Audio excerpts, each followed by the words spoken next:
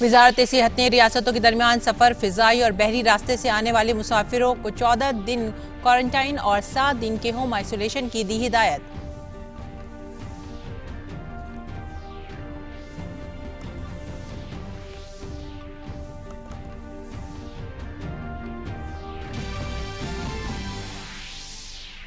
महाराष्ट्र के अलावा मुल्क भर में कल से शुरू होंगी घरेलू परवाजें। मगरबी बंगाल और तमिलनाडु ने 31 मई तक परवाजें मौखर करने की रखी तजवीज। अगस्त तक शुरू होंगी बैनुल अक़वामी परवाजें।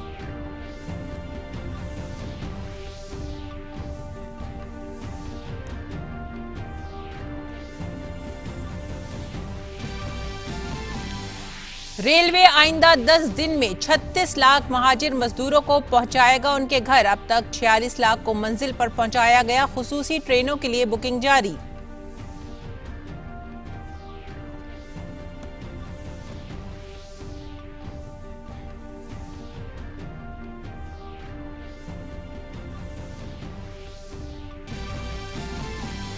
चीन के साथ लगी सरहद पर भारतीय जवानों को हिरासत में लिए जाने की खबर फौज ने की मुस्तरद। मीडिया से कौमी मफाद को नुकसान पहुंचाने वाली खबरें ना छापने को कहा।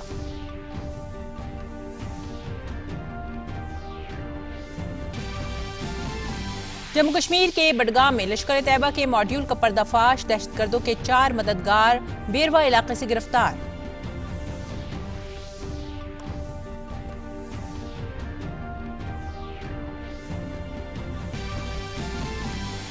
कोरोना से मुल्क की लड़ाई जारी। एक्टिव केसेस की तादाद 73,560 हुई। 54,440 मरीज हुए सेहतयाब। अब तक 3,867 हलाकतें। दुनिया भर में 53 लाख से ज्यादा मुतासर।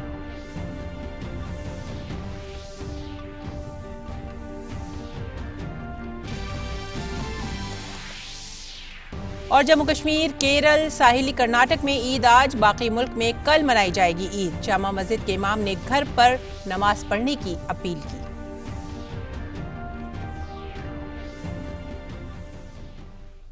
आदाब नाजरीन, 3:15 की उर्दू खबरों में आप सभी का खैर मकदम है। नजर डालते हैं इस वक्त की अहम खबरों की तफसीलात पर। वजारत सेहत ने घरेलू मुसाफिरों के लिए हिदायत जारी की हैं। मुसाफिरों को हिदायत दी गई है कि वो या तो आरोग्य सेतु ऐप या सेल्फ डिक्लेरेशन के जरिए सेहत की जानकारी देंगे। मुसाफिर 14 दिन तक अपनी सेहत पर नजर रखेंगे और अलामात जाहिर होने की सूरत में DM को इत्तला देनी होगी। संगीन अलामत वाले अफराद खुसूसी कोरोना अस्पतालों में दाखिल किए जाएंगे। कल से मुल्क में घरेलू परवाजें शुरू हो रही हैं। पहली परवाज दिल्ली से सुबह 4:30 बजे रवाना होगी।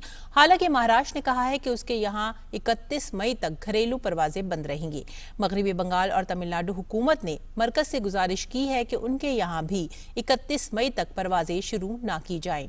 उधर दीगर रियासतों ने परवाजों के जरिए आने वाले मुसाफिरों के लिए क्वारंटाइन जवाबित बनाए हैं। एयर इंडिया अपने तैयारों की सफाई समेत तमाम एहतियाती कदम उठा रही है।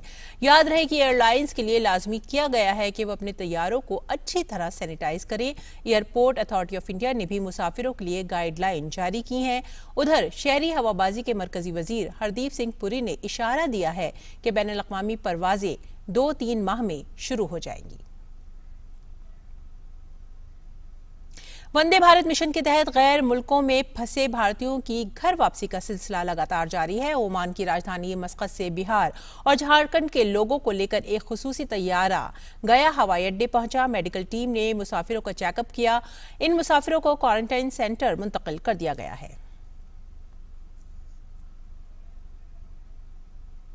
देखिए, ये जो स्पेशल जो प्लेन आया है वो वंदे भारत मिशन के तहत आया है और मस्कट से आया है, ओमान से आया है। इसमें करीब 132 पैसेंजर्स, जिसमें 116 बिहार के और 16 पैसेंजर्स झारखंड के हैं और जिसमें 2 बच्चे भी हैं। ये सुनिश्चित किया जा रहा है कि उनकी सभी आवश्यक जो ज़रूरतें हैं उनका यहाँ पर पूरी की जाए और साथ में ही ये भी सुनिश्चित किया जा रहा है कि इनका अल्टरनेटिव डेज पे मेडिकल चेकअप भी होगा। यहाँ पर जितने लोग आए हैं उनमें से कोई भी व्यक्ति अभी किसी का लक्षण नहीं दिखा है। वंदे भारत मिशन के तहत लंदन में फंसे इंदौर और मध्य प्रदेश के 93 मुसाफिरों को लेकर एयर इंडिया का खुसूसी तैयारा आज सुबह मुंबई होते हुए इंदौर एयरपोर्ट पहुंचा। इस तैयारे के जरिए मध्य प्रदेश और आसपास के इलाकों के 93 मुसाफिर वापस आए हैं। एयरपोर्ट पर तमाम मुसाफिरों की जांच हुई और क्वारंटाइन रहने की उन्हें हिदायत दी गई।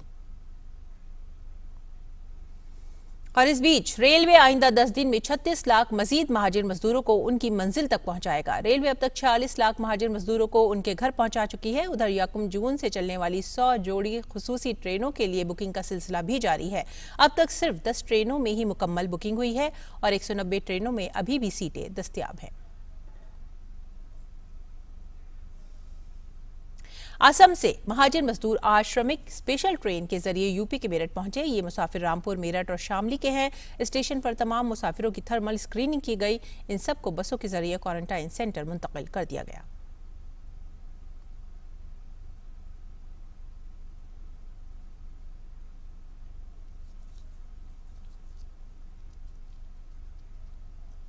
और आइए अब नजर डालते हैं भारत में कोरोना की सूरत हाल पे। मुल्क में कोरोना मुतासरीन की तादाद 73,560 हो गई है। अब तक 51,440 अफराद अस्पताल से सेहतयाब होकर घर वापस लौट चुके हैं। इस वबा के नतीजे में अब तक 3,867 अफराद की मौत हुई है। वजारत सेहत के अदाद-ओ-शुमार के मुताबिक महाराष्ट्र में सबसे ज्यादा केसेज सामने आए हैं। अगली खबर, भारतीय फौज ने चीन के साथ लगी सरहद पर किसी भारतीय जवान को हिरासत में लिए जाने की खबरों को मुस्तरद कर दिया है। एक बयान में कहा गया है कि चीनी फौजियों के जरिए भारतीय जवानों को हिरासत में लेने की रिपोर्टें बेबुनियाद हैं।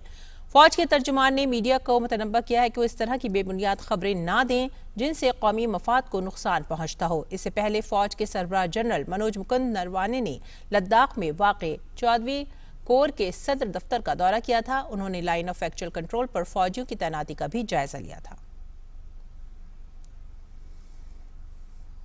और इस दौरान जम्मू कश्मीर के बडगाम जिले में हिफाजती दस्तों को बड़ी कामयाबी मिली है। फौज की 53वीं राष्ट्रीय राइफल्स और बडगाम पुलिस ने लश्कर के एक दहशतगर्द मॉड्यूल का पर्दाफाश किया है। एक खुफिया जानकारी पर हिफाजती दस्तों ने बेरवा से दहशतगर्दों के 4 हिमायतियों को गिरफ्तार किया है। पकड़े गए दहशतगर्दों के नाम वसीम गनी, फारूक अहमद, डार, मोहम्मद यासीन और जहीरुद्दीन मीर है। ये सभी बेरवा के रहने वाले हैं। इनके कब्जे से बड़ी तादाद में हथियार और गोला बारूद बरामद हुआ है। इतलात के मुताबिक गिरफ्तार लोग इस इलाके में दहशतगर्दों को पनाह देते थे। समुद्री तूफान एम्फन से मुतासिर मगरबी बंगाल और ओडिशा में राहत और बाज़ाबातकारी का काम जारी है। भारतीय फौज ने कोलकाता में बुनियादी ढांचे की तरक्की और सड़कों को साफ करने के काम में मदद के लिए 5 टुकड़ियां भेजी हैं। मरकज की जानिब से एनडीआरएफ की भी 10 मजीद टीमें कल रात कोलकाता पहुंची। दरअसल मगरबी बंगाल को हुकूमत की जानिब से मजीद 10 एनडीआरएफ टीम भेजने के लिए मरकज से अपील की गई थी।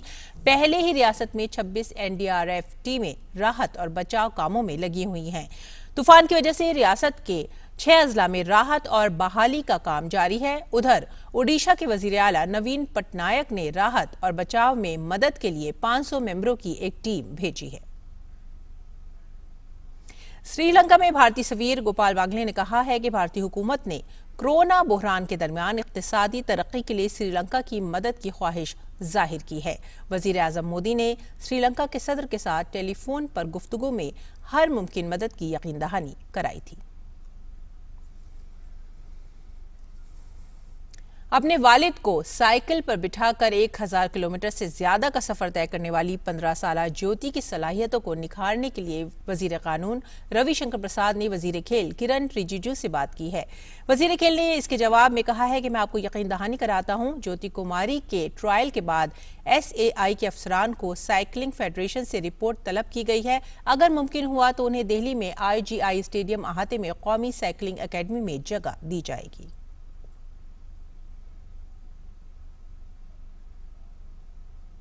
दुनिया भर में कोरोना का कहर जारी है। आलमी सतह पर 53 लाख से भी ज्यादा अफराद इस वबा की जद में आए हुए हैं। दुनिया भर में 3,42,000 से ज्यादा लोग इसकी जद में आकर हलाक भी हुए हैं। कोरोना से सबसे ज्यादा मुतासिर अमरीका हुआ है, जहां 16 लाख से ज्यादा लोग इसकी चपेट में हैं। वहां अब तक 97,000 अफराद की मौत हो चुकी है।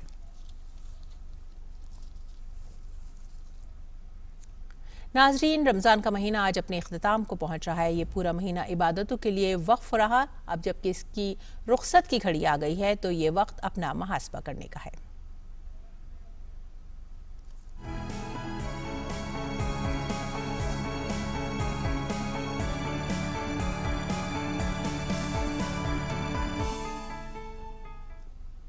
रमज़ान का महीना रुखसत हुआ और ईद ने दस्तक दी। ये मौका बैक वक्त खुशी, मुहासबे और अज़्म का है। खुशी उस दिन के आने की जिसे ईद करार दिया गया, मुहासबा इस बात का कि रमज़ान की महीने भर की रियाजत ने हमारे अंदर क्या तब्दीली पैदा की, और अज़्म इसका कि अगर कोई तब्दीली आई है तो उसे आने वाले दिनों में अपनी ज़िंदगी में शामिल रखना है।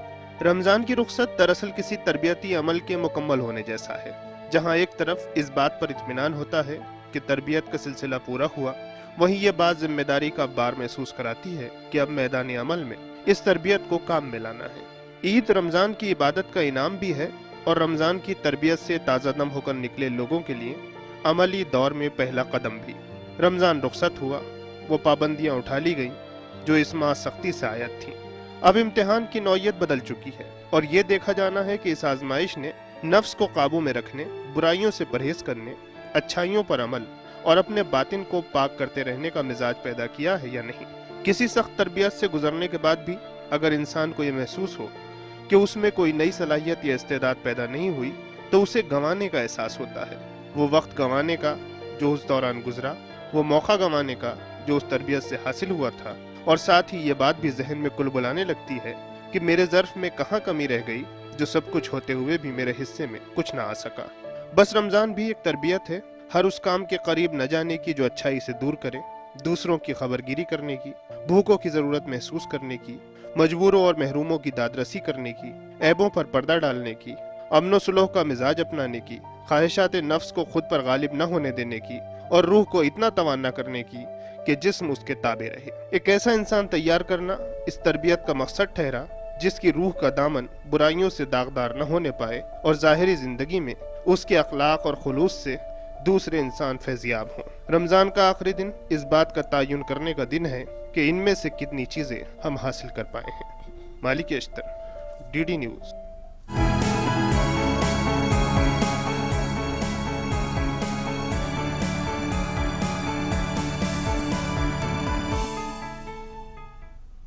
जहां मुल्क के ज्यादातर हिस्सों में कल ईद मनाई जाएगी, लेकिन वहीं कश्मीर और केरल में आज ईद मनाई जा रही है। कश्मीर में कोरोना को देखते हुए सभी मजहबी मकामात बंद हैं। मस्जिदों में नमाज अदा करने की इजाजत नहीं है। लोगों ने घरों पर ही ईद की नमाज अदा की। केरल के कोची में भी कोरोना बुहरान की वजह से मसाजिद बंद हैं, लिहाजा लोगों ने घरों पर ही ईद की नमाज अदा की।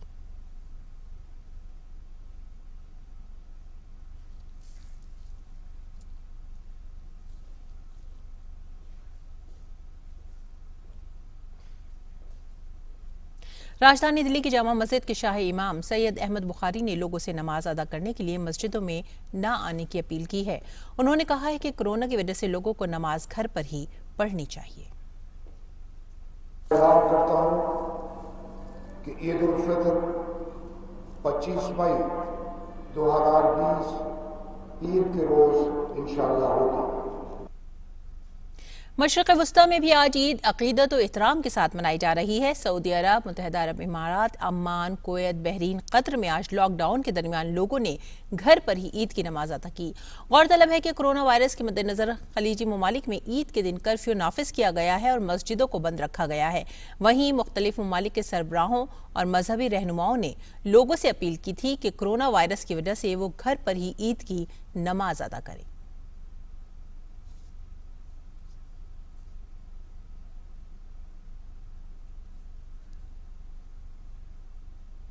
नाजरीन, अब वक्त हो गया आपसे विदा लेने का। 5 बजे एक बार फिर से हाजिर होंगे आपकी खिदमत में नई खबरों के साथ। तब तक के लिए आप हमारी पूरी टीम को दीजिए इजाजत। आदाब।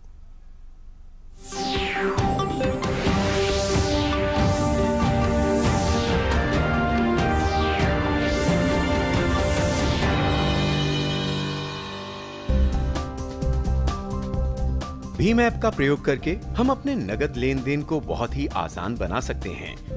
भीम ऐप के जरिए broadband, cable TV, DTH, electricity bill payment आसानी से किए जा सकते हैं। साथ ही गैस बिल का भुगतान या हेल्थ इंश्योरेंस भी किया जा सकता है। भीम ऐप से आप लैंडलाइन पोस्टपेड, जीवन बीमा, लोन पेमेंट, मोबाइल